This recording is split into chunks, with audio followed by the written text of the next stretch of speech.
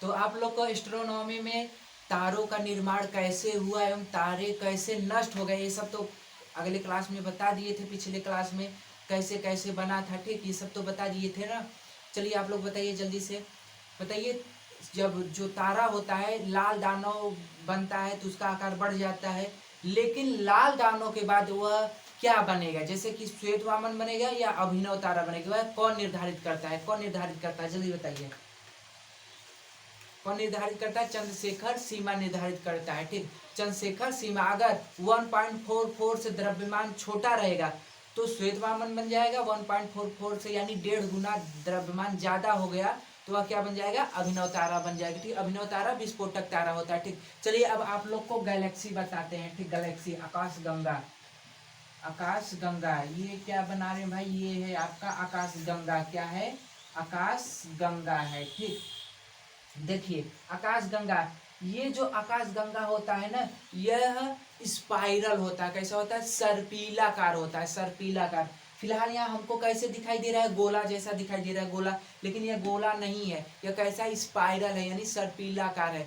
आप लोग स्प्रिंग देखें, स्प्रिंग कैसे होता है? स्प्रिंग ऐसे होता है ना, स्प्रिंग ऐसे स्प्रिंग होता है ना, तो ये क्या है? ये है आपका ऐसा ही तारा हो, जो आकाश गंगा होता है ऐसा ही होता है, यानी स्प्रिंग जैसा स्पाइरल होता है, ठीक। स्पाइरल होता है, ठीक। देखिए ब्रह्मांड में अगर पूछा जाए तो आकाश गंगा की संख्या कितना है, तो आकाश गंगा की लगभग संख्या है 100 अरब। आकाश गंगा में, आकाश गंगा, ठीक। ब्रह्मांड में, ब्रह्मांड में आकाश गंगा की संख्या कितना है? तो 100 अरब है, ठीक। कितना है? लगभग 100 अरब है, ठीक। 100 अरब। वही पूछा जाए इसमें आकाश गंगा में तारों की संख्या, ठीक। तारों की संख्या कितना है, तो आकाश गंगा में तारों की संख्या लगभग 100 अरब तारे भी हैं, ठीक। 100 अरब। ब्रह्मांड में लगभग 100 अरब आकाश गंगा है और एक आकाश गंगा में लगभग 100 अरब तारे हैं, ठीक। अब देखिए एक आकाश गंगा में कितने तारे आ रहे हैं? लगभग लगभग 100 अरब तारे हैं। तो अगर ऐसे गोला रहेगा तो इसमें अगर आप तारों को लाओगे तो इसमें 100 अरब तारे नहीं आ पाएंगे। अगर ऐसे रहेगा तो ऐसे रहेगा, तो ऐसे आप पूरा तरीके से इसमें 100 अरब तारे आ जाएंगे, ठीक। तो दिखाई तो हमें ऐसे देता है, लेकिन रहता कैसे वास्तविक में? तो वास्तविक में ऐसे सर्पीलाकार रहता है, ठीक। सर्पीलाकार ऐसे रहता है, ऐसे सर्पीलाकार रहता है, ठीक। स्प्रिंग जैसा। और देखिए ये जो तारे हैं, तारा, ठीक। यदि जो तारे होते, आपको बता दिया है कि तारा जब नया रहेगा, नया यानी जो जिसका ज्यादा आयु नहीं बीतता है, तो वह क्या होता है? तारा रहता है। उसके बाद जब आयु बीती जाता है तो लाल दानव, लाल दानव के बाद श्वेत वामन, अभिनव, श्वेत वामन, काला वामन, अभिनव तारा, और उसके बाद क्या बनता है? फिर ब्लैक होल बन जाता है। तो जो नए तारे होते हैं जिनका आयु ज्यादा नहीं बीता रहता है, तो वह क्या होता है? जो आकाशगंगा, आकाशगंगा के बाहरी भाग में रहते हैं, आकाशगंगा के बाहरी भाग में रहते हैं, ठीक। लेकिन क्या होता है जब इनका आयु धीरे धीरे बीतता जाता है तो ये क्या बन जाते हैं? लाल दानव, लाल दानव से क्या बन जाते हैं? श्वेत वामन, श्वेत वामन और काला वामन बन जाते हैं। जब श्वेत वामन, काला वामन बनते हैं तो मध्य भाग में आ जाते हैं। कहाँ आ जाते हैं? मध्य भाग में आ जाते हैं। फिर उसके बाद कि पहले क्या बनेगा? अभिनव तारा, अभिनव तारा से जब विस्फोट होगा तो न्यूट्रॉन, पल्सर, क्वेसर बन जाएगा। न्यूट्रॉन ही आगे चलकर ब्लैक होल बन जाता है। क्या बन जाता है? Black hole.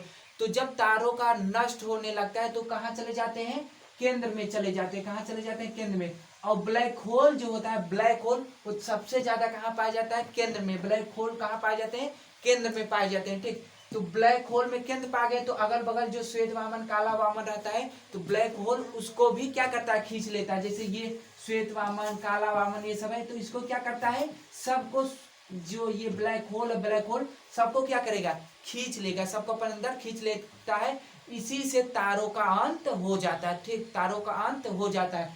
ये जो मध्य भाग है, मध्य भाग, आकाशगंगा के मध्य भाग को वल्ज कहते हैं। वल्ज कहते हैं, क्या कहते हैं? वल्ज कहते हैं। जो आकाशगंगा है, आकाशगंगा का निर्माण लगभग 12 बिलियन वर्ष पूर्व हुआ था। बिलियन वर्ष पूर्व, कितना? 12 बिलियन, ठीक, वर्ष पूर्व।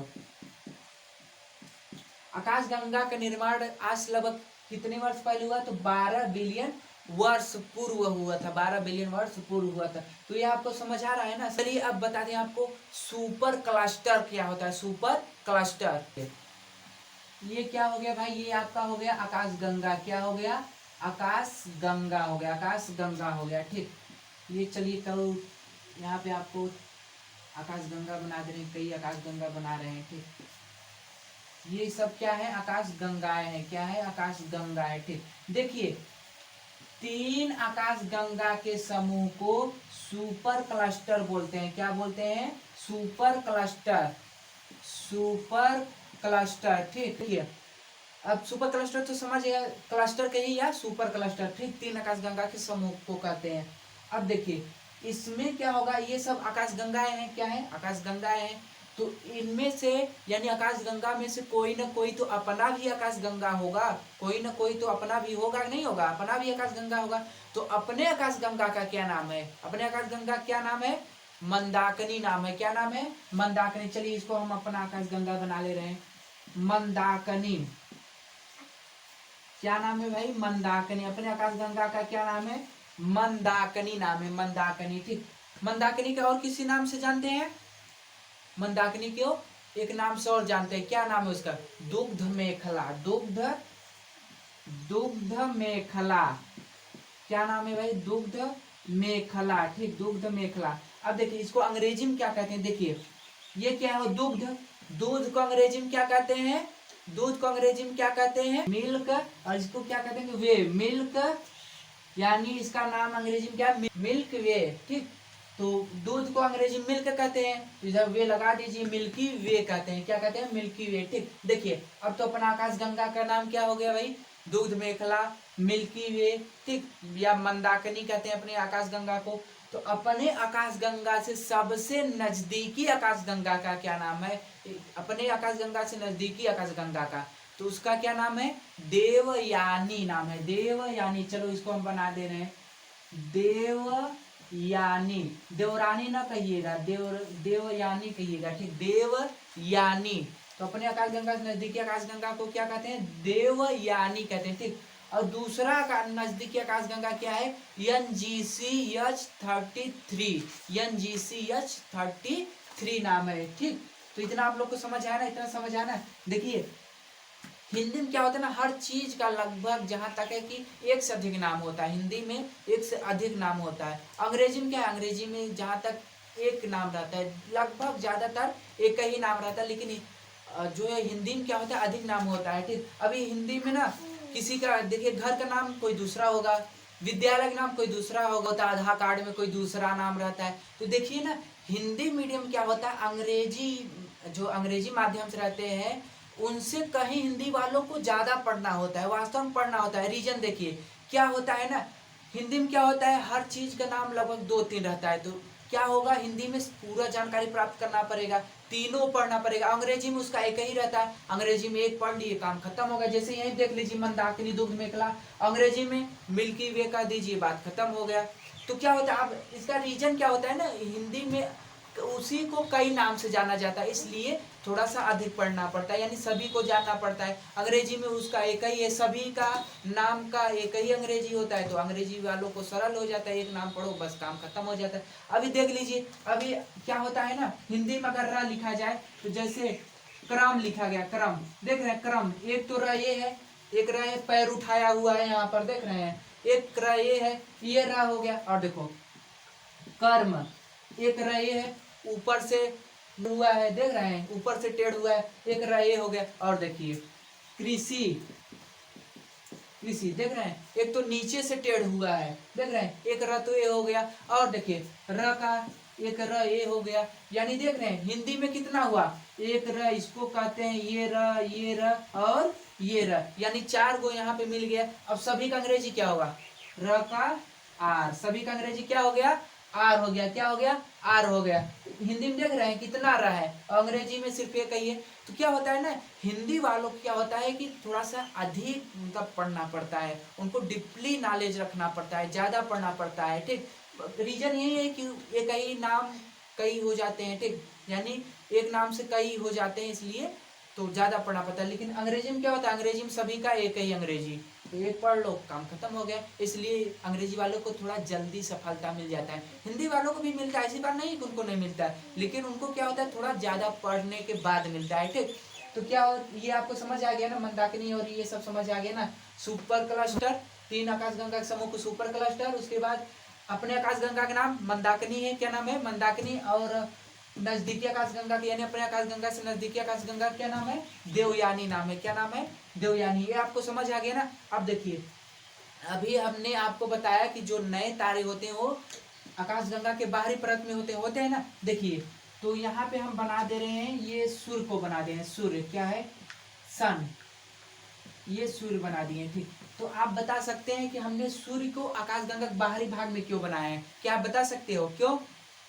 क्योंकि अभी इसका ज्यादा एज नहीं हुआ है। ठीक, अभी ये नए तारे में आएगा। ठीक, तो यह इसलिए बाह्य भाग में, आकाशगंगा के बाह्य भाग में। ठीक, देखिए अभी क्या हुआ कि जब हम लोग छोटे थे, आप लोग जब छोटे थे तो हमने क्या पढ़ा था भाई, सूर्य स्थिर है, एक स्थान पर स्थिर है, टिका हुआ है, और पृथ्वी क्या करे, चारों तरफ घूम रहा है। सूर्य स्थिर है, पृथ्वी चारों तरफ घूम रहा है, लेकिन सूर्य स्थिर नहीं है, सूर्य भी घूम रहा है, सूर्य भी चक्कर लगा रहा है। किसका, अपने आकाश गंगा का चक्कर लगा रहा है। किसका चक्कर लगा रहा है, अपने आकाश का गंगा का चक्कर लगा रहा है। यह भी अपने आकाश गंगा का चक्कर लगा रहा है। ठीक, अब चक्कर लगा रहा है तो भाई कुछ ना कुछ इसका वेग होगा ना, वेग होगा ना।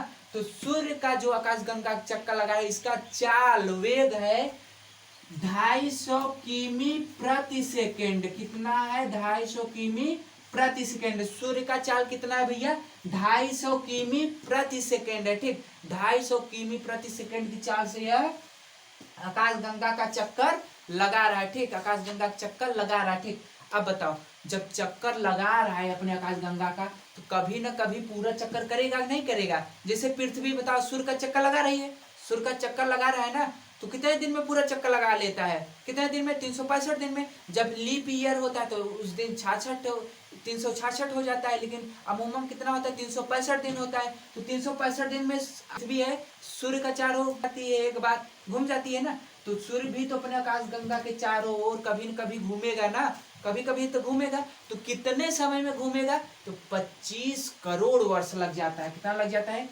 25 करोड़ वर्ष। ठीक, 25 करोड़ वर्ष, यानी पूरा घूमने में कितना समय लगेगा, 25 करोड़ वर्ष। ठीक, करोड़ वर्ष। और इसका चाल कितना है, तो चाल देखा जाए 250 किमी प्रति सेकेंड है। कितना है भाई, 250 किमी प्रति सेकेंड। ये बकलोलवा का अगर अपना बर्थडे मनाना हुआ ना, तो 25 करोड़ वर्ष बाद एक बार मनाएगा, 25 करोड़ वर्ष में एक बार मनाएगा। ठीक, तो इसका चाल आपको समझ आ गया ना। सूर्य का चाल क्या है, 250 किमी प्रति सेकेंड, 250 किमी प्रति सेकेंड है। और पूरा चक्कर कितने समय में लगाएगा आकाशगंगा के, यानी अपने मंदाकिनी चक्कर कितनी बार लगाएगा, तो कितनी बार लगाएगा, 25 करोड़ वर्ष में। कितने समय में, 25 करोड़ वर्ष में लगाएगा पूरा चक्कर। ठीक, और देखिए ये जो सूर्य है, सूर्य बताइए आप सबसे नजदीकी तारा कौन है, हमसे सबसे नजदीकी तारा कौन है, सूर्य है। कौन है, सूर्य है। और दूसरा सबसे नजदीकी तारा कौन है, तो प्रोक्सिमा सेंचुरी है। कौन है, Proxima Centauri, Proxima Centauri, Proxima Centauri, Proxima ससुरी नहीं, प्रोक्सिमा सेंचुरी क्या है, प्रोक्सिमा सेंचुरी है। ठीक, तो ये हुआ अपना दूसरा नजदीकी तारा, दूसरा नजदीकी तारा। ठीक, इतना आप लोग को समझ आ रहा है ना, समझ आया ना।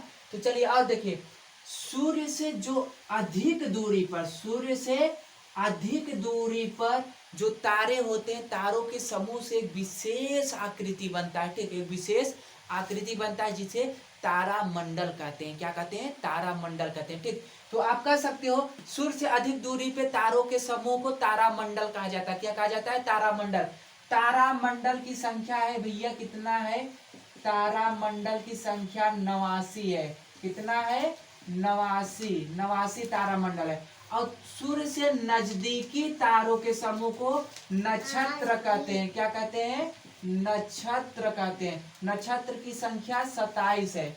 नक्षत्र की संख्या कितना है, 27 है। नक्षत्र की संख्या 27 है। तारामंडल की संख्या 89 है। ठीक, तो इतना आप लोग को समझ आया ना, इतना समझ आया ना। चलिए बहुत बढ़िया, अब आगे की क्लास